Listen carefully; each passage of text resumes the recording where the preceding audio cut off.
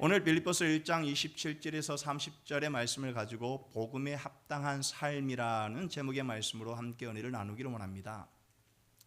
A.W. 토저가 이런 책을 썼습니다. 온전한 믿음을 추구함이라는 이 책에서 저자는 이런 문제의식을 갖고 있습니다. 왜 믿음의 사람들은 예수님을 믿어도 변화되지 않을까? 왜 믿음의 사람들은 믿음의 길을 걸어간다고 하면서 그 길을 온전히 걸어가지 못하고 있는 걸까? 도대체 이유가 뭘까? 우리 모두는 예수님을 믿는다고 하고 우리 모두는 예수님이 걸어가신 그 십자가의 길을 걸어간다고 말을 하면서도 그 실상 우리의 삶 가운데 속에서는 그러한 모습들이 나타나지 못하고 나타나려고 하면은 넘어지는 이유가 도대체 뭘까? 그는 이 책에서 이렇게 얘기하고 있습니다. 우리는 원천적으로 십자가에 못 박히기를 원한다고 말하나 실제로 그것을 원하는 사람은 아무도 없다. 자신을 하나님 손에 맡기고 그분이 하시는 대로 내버려 두기 전까지 우리는 현재 모습 그대로인 그저 행복한 노래를 부르는 평범한 그리스도인일 뿐이다 라고 얘기를 하고 있습니다. 온전한 믿음을 추구하는 이 책에서 저자는 무엇을 지적하고 있냐면은 이런 변화되지 못하는 삶이 변하지는 못한 삶이 어떻게 하느냐? 영적인 삶의 진전을 이루지 못하며 주님과의 하나됨이 무엇인지 경험으로 알지 못하면서 마음이 깨끗해지려는 생각만 있다면 변함없이 주님을 사랑하고 주님께 합당한 찬양을 드리기란 불가능할 것이다 라고 이야기를 하고 있습니다. 그러면 이 변화되지 못한 삶의 이유는 뭘까? 변화되기를 원하면서도 진정 우리는 하나님 손에 자신을 모두 맡기지 않고 있다는 겁니다. 그러니까 입술로만 그렇게 되기를 원합니다. 그냥 쥐식으로만 그렇게 되기를 원합니다 라고 이야기를 하면서 실질적으로 하나님이 나를 다스려 주심에 대한 그 손길을 거부하고 외면하고 있다는 거예요. 복음에 합당한 신앙적 삶을 살아가기 위해서는 전적으로 우리의 모든 삶의 부분들을 하나님께 내어 맡겨야 한다는 겁니다. 하나님이 여러분들 이끌어가고 하나님이 여러분들 다스리도록 여러분들을 온전히 맡겨야 한다는 것이죠. 그리할 때 주님과 하나됨의 체험을 하게 되고 변화된 삶의 자리로 나아갈 수 있게 된다는 것이죠. 그렇기 때문에 오늘 본문 속에서 보게 되면 복음에 합당한 생활을 하라. 오늘 말씀의 제목이 어떻게 해요? 복음에 합당한 삶이라는 제목의 말씀입니다. 그러면 복음에 합당한 삶을 살아가라. 여기에서 살아가라는 이 의미가 도대체 뭘까? 생활하라는 뜻이 뭘까? 이 말의 히브리어의 헬라의 원어적인 의미는 뭐냐면 폴리데오 에스테입니다. 폴리데오 에스테입니다. 당시에 이 빌립보 도시는 마게도냐 도시에 있는 한 작은 성이었습니다. 그러니까 마게도냐와 빌립보는 당시에 로마 압제 아래 로마 치하에 있었습니다. 그러니까 빌립보 사람들은 로마 시민들이 아니었죠. 노예 식민지 하에 있었습니다. 그럼에도 불구하고 그들에겐 어떤 특혜가 주어지느냐? 로마인들이 누릴 수 있는 혜택을 받아 누리며 나아갔다라는 거예요. 자유함을 누렸고 세금의 혜택을 받았고 그들이 마음껏 무역을 할 수 있고 그 가운데 속에서 자유로운 삶을 살아갈 수 있는 자격을 또 혜택을 받았습니다. 그러니까 여기에서 말하는 생활하라는 건 뭐냐면은 너희들이 로마인이 아님에도 불구하고 로마인 시민으로서 누릴 수 있는 혜택을 받았기 때문에 그러면 로마인답게 로마인처럼 시민처럼 생활하라라는 그런 의미를 갖고 있다라는 거예요. 그런데 오늘 본문을 통해서 사도 바울은 그러면 복음에 합당한 삶이 무엇인가 라고 얘기했을 때 그러면 복음에 합당한 삶, 복음에 합당한 삶을 살아가라는 이 의미는 뭘까? 여러분들의 시민권은 어디에 있습니까? 하늘에 있죠. 그럼 우리의 시민권은 여기에 있는 것이 아니라 하늘에 있습니다. 그러면 천국 시민권을 갖고 있다면 여러분은 어떤 백성입니까? 하나님의 백성이죠. 천국 백성이죠. 그러면 여러분 어떻게 사셔야 돼요? 하나님의 백성답게 살아가셔야 한다는 거예요. 그러면 도대체 하나님의 백성답게 살아가는 게 뭡니까? 여러분 잘 하고 있잖아요. 주일 예배 빠지지 않죠. 헌금 생활 잘 하죠. 주일 친교할 때 어찌됐든 나와서 봉사하죠. 그리고 기도 여러분 얼마나 뜨겁게 기도 많이 하십니까? 그럼에도 불구하고 하나님의 백성답게 천국 시민답게 살아가라는 이 말씀을 통해서 우리는 항상 그렇게 살지 못하는 우리의 연약함을 바라보며 나아가고 있다는 겁니다. 하나님의 백성이면 천국 시민이면 천국 시민으로서 하나님의 백성으로서의 자긍심과 자부심을 갖고 살아가야 한다는 거예요. 어딜 가더라도 여러분 누구입니까? 하나님의 사람이라는 그런 자부심과 어떻게 긍지를 갖고 나아가야죠. 그러면 오늘 본문을 통해서 그러면 복음에 합당한 이런 삶을 살아가기 위해서는 사도 바울은 빌립보 교인들에게 어떤 권면을 하고 있는가? 첫 번째로는 복음으로 하나됨을 어떻게 해요? 이루어야 합니다라고 말씀하고 있습니다. 무엇으로 하나가 되어야 한다고요? 복음으로 하나가 되라고 말씀하고 있습니다. 빌립보서 1장 27절 말씀 우리 다 같이 한번 읽겠습니다. 시작. 오직 너희는 그리스도의 복음에 합당하게 생활하라. 이는 내가 너에게 가보나 떠나 있으나 너희가 한 마음으로 서서 한 뜻으로 복음의 신앙을 위하여 협력하는 것과. 그러니까 빌립보 교회를 향한 사도 바울의 권면은 뭐라고 말씀하고 있냐면은 복음에 합당하게 생활을 하라. 근데 복음에 합당한 생활을 하기 위해서는 어떤 전제가 주어지느냐? 너희가 한 마음으로 한 뜻으로 뭘 하라고요? 협력하라는 거예요. 어떤 마음으로? 하나된 마음을 가지고, 그리고 어떤 뜻으로요? 한 가지의 뜻을 갖고 협력하라고 말씀하고 있는 겁니다.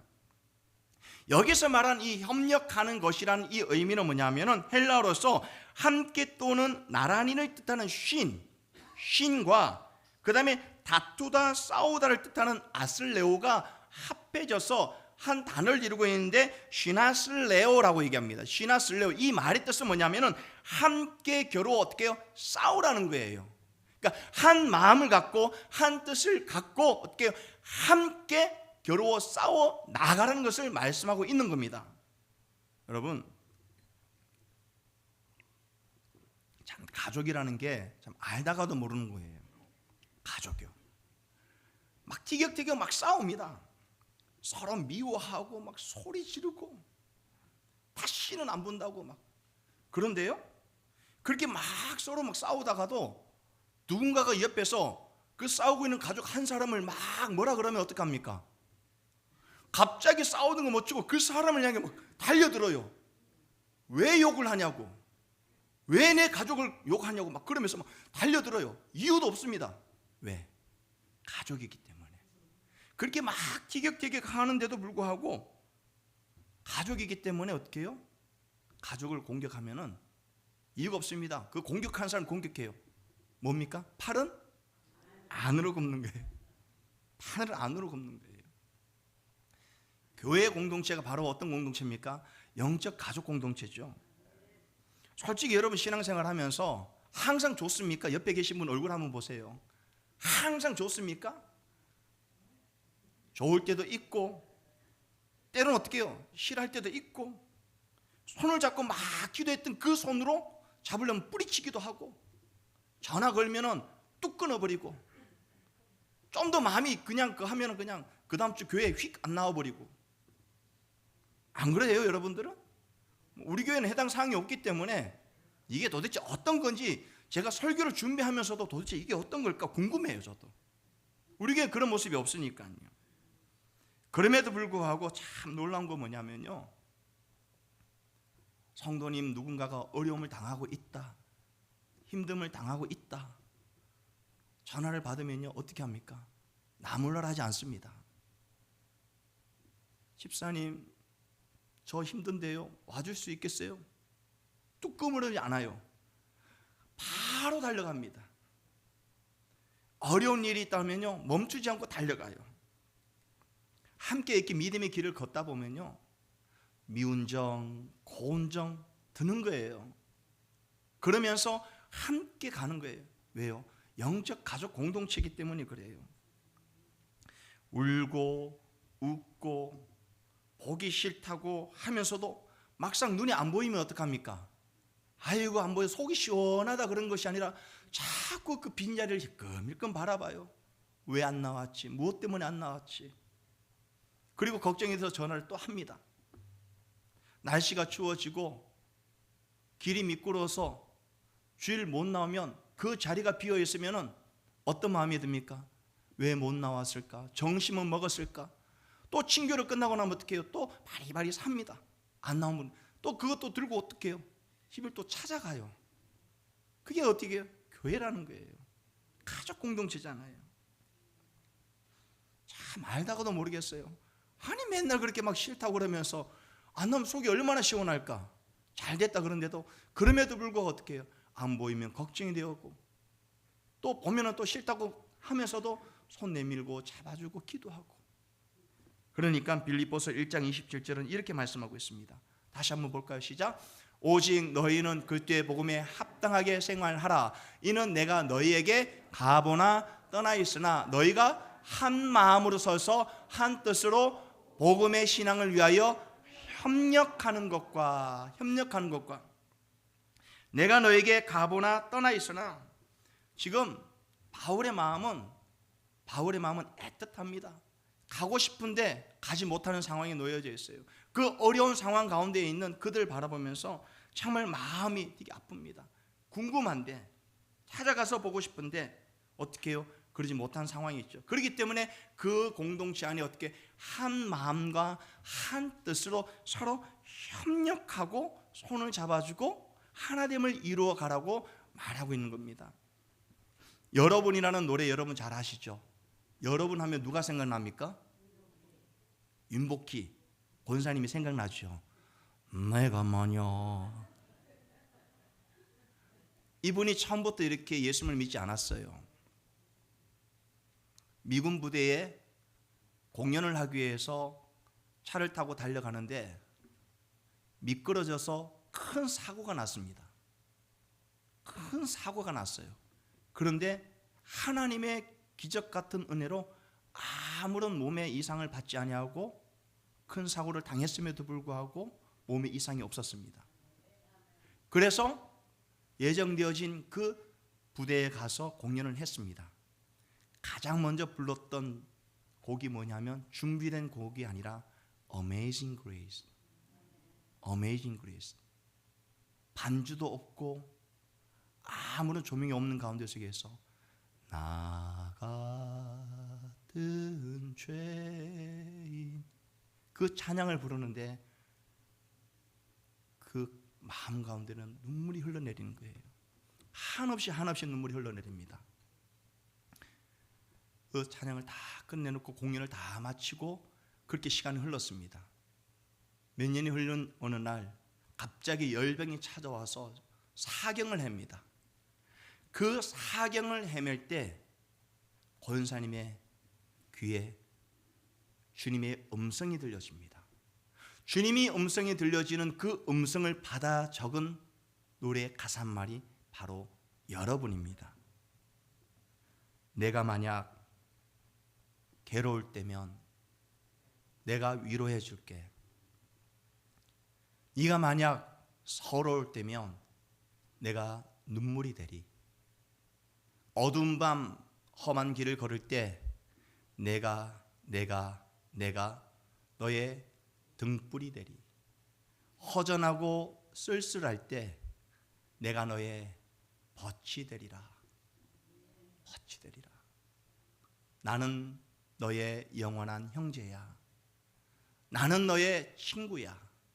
나는 너의 영원한 노래야. 나는 너의 기쁨이야. 나는 너의.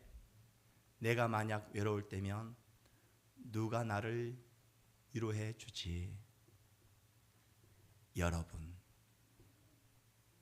저는 이 가사에서 내가 외로울 때 누가?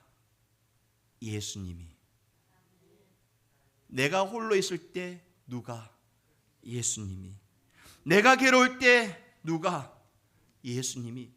어두운 밤 홀로 걸어갈 때 앞이 안 보일 때 깜깜한 내 인생 가운데 속에서 예수님이 나의 등불이 되어주겠다라고 이야기하고 있습니다. 이거는 가조가 아니라 윤복희 권사님의 신앙 간증이었습니다. 우리를 위로하고 우리의 손을 잡아주고 우리의 인생 여정의 등불이 되시는 분이 누구냐? 바로 예수님이라는 것을 권사님은 이 찬양을 통해서 고백하고 있습니다.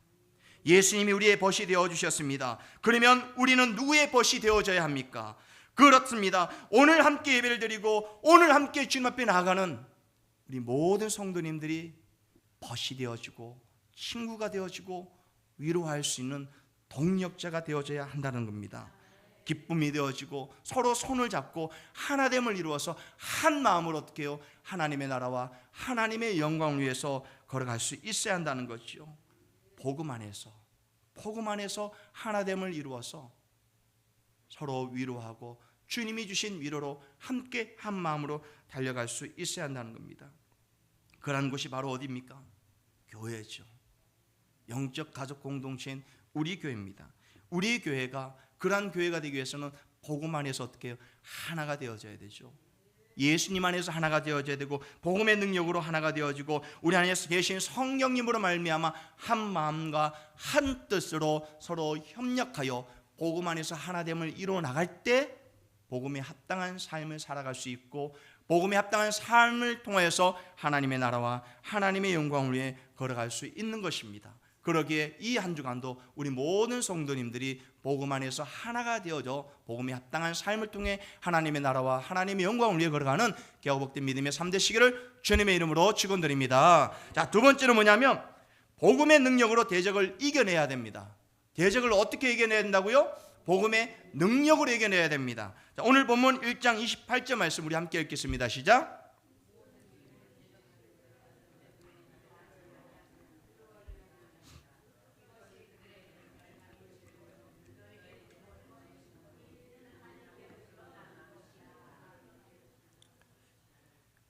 복음 안에서 하나됨을 이루어 나아가는 그 삶과 교회 안에는 어려움이 생길 수 있습니다. 적대적인 상황이 발생되어질 수 있고 갈등이 일어날 수 있는 상황도 일어날 수 있는 겁니다. 당시 빌립보 교회 안에는 내부적인 분열이 일어나고 있고 거짓 교사들의 가르침으로 인해서 신앙적인 혼란함이 발생되어지고 있었습니다. 여러 가지 분열이 일어나고 있었죠. 특히 요디아와 순두계의 갈등이 극심했습니다. 이 두 사람은 교회 지도자였습니다. 교회를 하나 되게 하고 교회를 연합하게 만들고 또 하나님의 나라를 위하여 비전을 갖고 달려가야 될 이 두 지도자가 서로 갈등을 일으킴으로 말미암아 두 사람의 갈등으로 끝나는 것이 아니라 그것이 교회 내부적인 갈등으로 번지게 되어지는 겁니다. 그렇기 때문에 바울은 뭐라고 얘기하고 있냐면 빌립보서 4장 2절에 이렇게 말씀하고 있습니다. 함께 읽겠습니다. 시작. 내가 요디아를 권하고 순두계를 권하노니 주 안에서 같은 마음을 품으라. 그러니까 요디아와 이 순두계가 서로 자기의 세력을 과시하면서 갈등을 일으키고 대립하는 거죠. 그러니까 교회 안에 분열이 나니까 사도 바울이 권하고라는 것은 명령하는 거예요. 권면하는 거예요. 다시 말해서 이렇게 하라는 겁니다. 하기 싫어도 하나가 되라는 거예요. 주 안에서 어떤 마음을 품으라고요? 같은 마음을 품으라는 거예요. 인간적인 마음, 육신적인 마음, 자신의 마음이 아니라 주님 안에서 한 마음을 품고 교회의 공동체를 세워가라고 말씀하고 있는 겁니다. 더욱 이야기하는 또 거짓 교사들의 가르침이 있는 거예요. 거짓 교훈이 교회 안에 들어옴으로 말미암아서 신앙적인 갈등과 어려움, 혼란이 발생되어지는 거죠. 안팎으로 닥쳐오는 이 수많은 어려움과 환난들을 이겨내야 되는데 어떻게 해요? 복음의 능력으로 그 두려워하는 모든 것들로부터 어떻게 해요? 대적하여 이겨내라고 말씀하고 있는 겁니다. 이겨내야 하는 거죠. 실질적으로 지금 바울은 어떤 상황 속에서 이 편지를 쓰고 있냐면 감옥에 갇혀 있는 상황입니다. 감옥에서 빌립보 교인들에게 편지를 쓰고 있는 거죠. 감옥 안에 있으면서 빌립보 교회의 일들이 들려집니다. 갈등을 일으키고 서로 세력 다툼을 하고 또 거짓 교사들로 인하여서 분열이 일어나고 혼란이 일어난 이 상황 속에서 그는 어떤 마음이 들었을까요? 안타까운 마음이 들었겠죠. 그러면 사도 바울은 어떤 이야기를 듣기를 원했을까요? 어떤 소식을 듣기를 원했을까요? 그런 것들로부터, 그런 대적하는 것들로부터, 그런 두려워하는 것들로부터 이겨내었다라는 승리의 소식을 듣고 싶었던 거예요. 사도 바울은 그런 마음을 갖고 나갔던 것이죠. 두려워하지 않은 이 일을 듣고자 하는 거예요. 다시 말해서 교회에 일어난 그 거짓 교사들의 가르침과 그 지도자들의 그 분열로 인하여서 혼란되어지는 것이 아니라 그 대적하는 모든 것들로부터 이겨냄으로 말미암아 승리했고 하나가 되었다라는 소식을 듣기를 원했다는 겁니다. 그러려면 어떻게 됩니까? 담대하게 우리는 이 모든 것들을 어떻게 해요? 대적하고 이겨내는 믿음을 갖고 달려갈 수 있어야 한다는 것이죠. 그렇게 두려워하지 않고 복음의 능력으로 대적해냈을 때에, 이겨냈을 때에 어떤 일들이 벌어집니까? 오늘 본문 28절 한번 보십시오. 28절 말씀 우리 다 같이 한번 읽겠습니다. 시작. 무슨 일이든지 대적하는 자들 때문에 두려워하지 아니하는 이 일을 듣고자 함이라. 이것이 그들에게는 멸망의 증거요 너희에게는 구원의 증거니 이는 하나님께로부터 난 것이라. 바울은 무엇을 듣기를 원했습니까? 이 일을 듣고자 함이라. 어떤 일이요?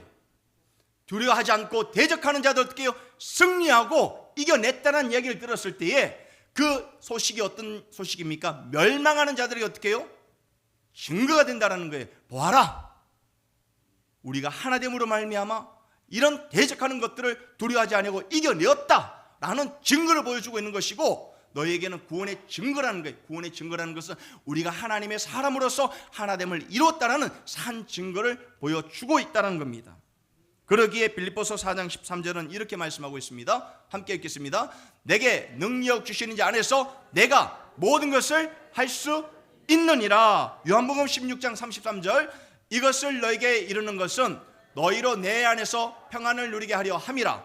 세상에서 너희가 환난을 당하나 담대하라. 내가 세상을 누가 이겼다고요? 내가. 여러분이요? 아니요, 예수님이 이기게 해주신 거예요. 하나님이 이기게 해주신 거예요. 그렇기 때문에 하나님 안에서 내게 능력 주시는 자 안에서 내가 모든 것을 할 수 있다라는 승리의 고백을 드리며 나아갈 수 있는 것이 된다는 겁니다. 이렇게 복음의 능력으로 대적을 이겨낼 때 그들에게는 어떻게 해요? 멸망의 증거가 되고 우리에게는 구원의 증거가 된다는 것을 말씀하고 있습니다. 블레셋 군대와 대치하고 있을 때에 이스라엘 군사들은 두려워 떨고 있습니다. 근데 블레셋 군대 앞에 누가 나왔습니까? 골리앗 장수가 나왔죠. 그 높은 큰 길을 바라보면서, 창을 바라보면서, 방패를 바라보면서 그 위험 앞에 모든 군사들이 벌벌 떨고 있을 때 누가 나갔습니까? 목동 다윗 소년, 그가 앞에 나간 거예요. 그러니까 골리앗이 봤을 때는 얼마나 가소로웠겠습니까? 그러니까 제가 이렇게 서 있는데 유민이가 이 앞에서 서 있다라면 한번 생각을 해보세요. 유민이와 저와 같은 관계예요. 그럼 제가 봤을 때 그냥 손 하나 톡 치면 넘어질 그런 다윗인데, 그런 골리앗이 있는데 다윗은 뭐라고 얘기합니까? 사무엘상 17장 45절 말씀 함께 읽겠습니다. 시작. 다윗이 블레셋 사람에게 이르되 너는 칼과 창과 단창으로 내게 나아오거니와 나는 만군의 여호와 이름 곧 네가 모욕하는 이스라엘 군대의 하나님의 이름으로 내게 나아가노라. 정말 대단하죠. 여러분, 이런 담대함이 있어야죠. 이런 배짱이 있어야죠. 신앙생활을 하면 조금만 뭐 하면 넘어지고 조금만 뭐 하면 그냥 시험 들고, 아니죠. 골리앗 같은 일들이 우리 앞에 놓여 있다 할지라도 나는 만군의 여호와 이름으로 내게 나아가노라. 그런 담대함이 있어야죠. 그러니까 전쟁은 여호와께 속한 것인즉 그가 너희를 우리 손에 넘기시리라. 어떻게 되었습니까? 골리앗이 이겼습니까? 다윗이 이겼습니까? 다윗이 이겼죠. 그 돌판매를 딱 들어가 던졌는데 그냥 인중에 딱 맞고 어떻게 해요? 그 큰 거구가 그냥 땅에 쿵 하고 쓰러지는 거예요. 아, 그렇구나. 여러분들 대적하고 두려운 일들요, 만군의 여호와 이름을 의지하여서 어떻게 해요? 나아가셔야 돼요. 하나님의 말씀 붙들고 나아가셔야 돼요. 하물며 여러분들일까요? 하물며 여러분들 그냥 내버려 둘까요? 그 대적하는 것들로, 그 시험하는 것들로부터 넘어지도록 하나님이 내버려 두실까요? 결단코 그렇지 않다라는 거예요. 하나님이 여러분들 지키시고 붙드시고 이끌어 주신다라는 거예요. 대적할 때 대적할 수 있는 힘과 능력을 보여해 주신다라는 거예요. 우리는 이 대적하는 마음을 갖고 복음 안에서 우리를 대적하는 이 모든 것들을 어떻게 해요? 싸워 이겨내야 한다는 겁니다. 내 힘이 아니라 내 노력이 아니라 하나님이 주신 능력으로 말미암아 이겨낼 때 우리는 복음에 합당한 삶의 자리로 나아갈 수 있는 것입니다.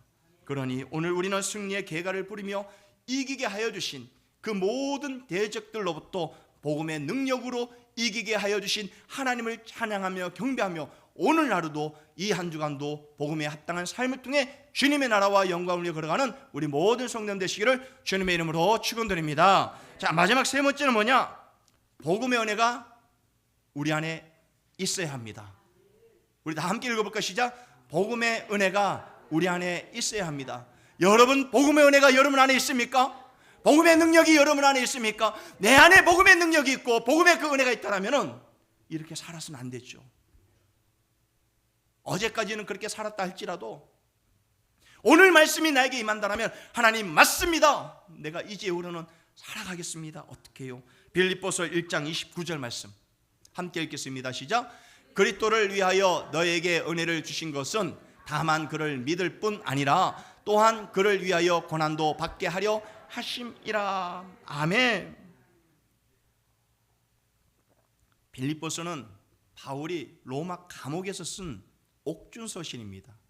옥중에서 그는 편지를 쓴 거예요. 근데 빌립보서를 한번 가만히 한번 여러분 읽어보세요. 빌립보서 전체 흐르는 주제가 뭐냐면 기쁨이에요. 옥에 갇혀있는 사람이 어떻게 기쁨을 노래할 수 있습니까? 예수님 때문에 그래요. 예수님 때문에 기뻐할 수 있고 예수님 때문에 이 모든 고난도 어떻게 해요? 은혜가 된다라고 고백을 하고 있습니다.